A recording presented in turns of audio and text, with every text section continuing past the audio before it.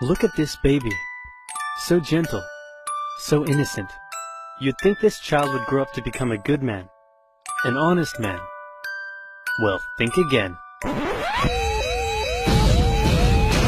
Hitler was born Adolf Hitler in 1889 in a small town in Austria-Hungary. His father, Alois Schicklgruber, was born out of wedlock, but eventually changed his name to that of his stepfather, becoming Alois Hitler. Alois was a mid-level Austrian customs officer, not really rolling in cash, but certainly rolling in women.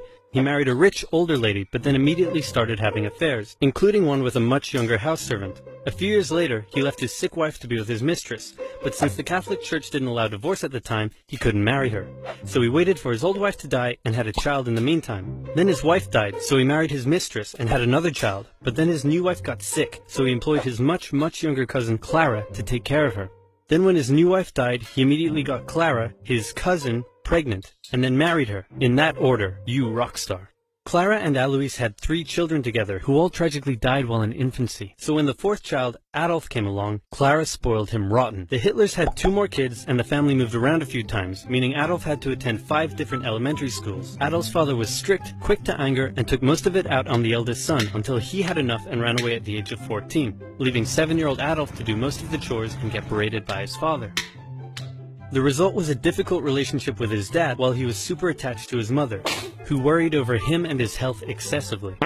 Hitler did well in school at first. His grades were good and his teachers praised him. He was popular with the other kids and enjoyed gathering them together to play war games. He also loved reading and particularly liked stories about cowboys and Indians. As he grew older though, he started to get into trouble. He was caught smoking once, organized a raid on a local orchard, tormented his pro-Austria religion teacher with symbolic gestures, displaying his allegiance to the idea of united Germanic people under a greater German state in defiance of Habsburg Austria. You know, the usual. All of this enraged Adolf's father, who punished him severely.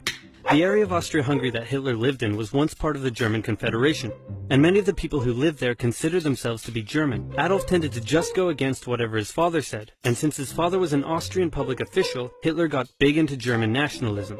This enraged Adolf's father, who punished him severely. Around this time, a family tragedy struck. His 6-year-old brother, whom he loved a lot, died of measles when Adolf was 10, and was buried in the cemetery just across from their home. Around this time, neighbors reported a change in the young boy. Strange behaviors such as talking to trees and staying up late staring at the stars from the cemetery walls. He lost interest in religion, and his school grades started to decline, which enraged his father, who punished him severely. It also didn't help that he had just entered high school, and the cool city boys treated him like a rural peasant. He had to repeat a grade and had little interest in most school subjects, instead spending his time reading and drawing, which he was quite good at. One day his father said, "Son, someday you'll be a big-balls public official like me."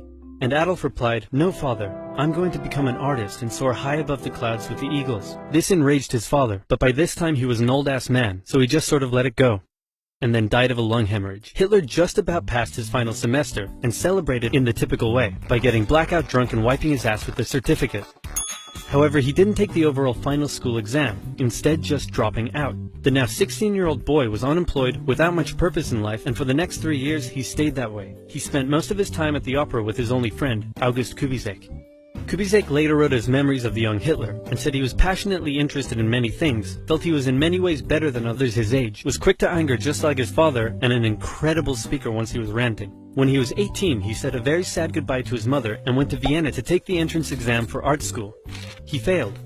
Soon after, he had to return home. His mother was sick, and her health was rapidly deteriorating. Hitler stayed by her side, and when she eventually died, the family doctor said he had never seen someone so overwhelmed with grief as Hitler was. Then Hitler returned to Vienna, still hoping to find a career in the arts, but he never did. Instead, without parental support, Hitler ended up on the streets. Now in his early 20s, he spent a few rough years living in and out of homeless shelters, making what little he could from selling postcards he painted. It's hard to pinpoint exactly when and how Hitler's extreme ideological beliefs formed, but his time in Vienna would have certainly played a role. Anti-Semitism was widespread in the city. The mayor, whom Hitler supported, was an outspoken anti-Semite. There were many right-wing anti-Semitic newsletters, which Hitler took a keen interest in. He bought into the conspiracy theories, and became a firm believer in the idea that there are many races in constant struggle with one another, the purest of which were the German Aryan people, and the worst of which, he believed, were Jews. Since Austria-Hungary was a multi-ethnic empire full of lesser races, Hitler wasn't a fan. So when he was 24, he moved to Munich in Germany to avoid doing military service, and for one more year he was a drifter on the streets, until something huge happened. In 1914, long-standing tensions in Europe erupted into the First World War. Crowds across Europe celebrated the news. Within days, Hitler volunteered for the German army. The war gave him a purpose in life. His fellow soldiers gave him friendship and brotherhood. Despite the horrors of war, Hitler considered it to be the best time of his life. He was reportedly a brave soldier and was awarded the Iron Cross, first class. He was also very lucky and had many close encounters with death. His luck ran out in 1916, however, when an artillery shell injured his leg. He went back to Germany to recover and was outraged to find a general apathetic anti-war attitude among the exhausted and hungry German populace. With the war turning against Germany, he returned to the front lines, but was temporarily blinded by a British gas attack in 1918. A month later, still recovering in hospital, Hitler learned of Germany's defeat and surrender. The terms of the peace treaty were tough on Germany. It had to pay a lot of money and lose a lot of soldiers. These conditions weakened Germany and humiliated the German people. Europe's borders changed after the war too. New countries were formed out of Russia's lost territory, Austria-Hungary was dissolved, and there was one big new country splitting Germany into two. Hitler, seeing the country he loved humiliated like this, said that hatred grew in him for those responsible, by which he meant communists and Jews, who he believed had stabbed Germany in the back by spreading dissent and anti-war propaganda back home.